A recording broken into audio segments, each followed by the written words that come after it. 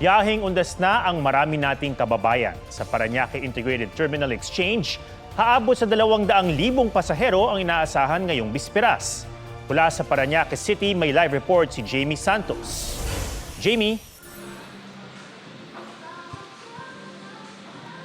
Ato, may mga pasahero pang dumarating dito sa PITX. Sapat naman daw ang bilang ng mga bus ayon sa pamunuan ng terminal.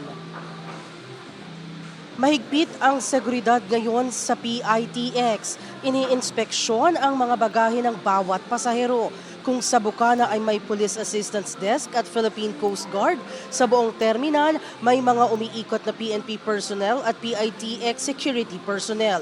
May nakaambantay ding na K9 units.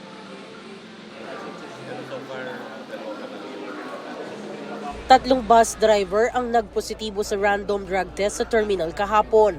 Sasailalim sila sa confirmatory drug test. Sa ngayon, sabi ng NCRPO, wala silang namomonitor na terror threat.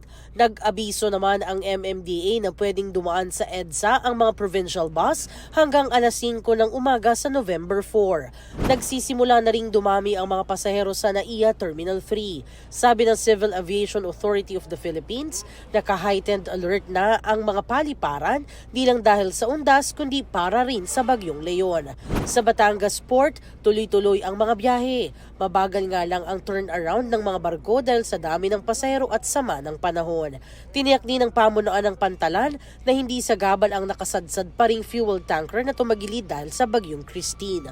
Sa North Port Passenger Terminal sa Maynila, may mangilan-ngilan pa ring magpapalipas doon ng magdamag dahil apektado ng Bagyong Christine ang kanilang biyahe. Inaasahan din ang buhos ng mga sasakyan sa North Luzon at South Luzon Expressway. Atong pakiusap lamang ng ilang security personnel sa ilang pasahero na i-ready na nila yung kanilang mga bagahe para tuloy-tuloy ang pasok ng mga pasahero dito sa terminal at hindi na naiipon sa pila. At yan ang latest mula rito sa PITX. Balik sa iyo, Atom. Maraming salamat, Jamie Santos.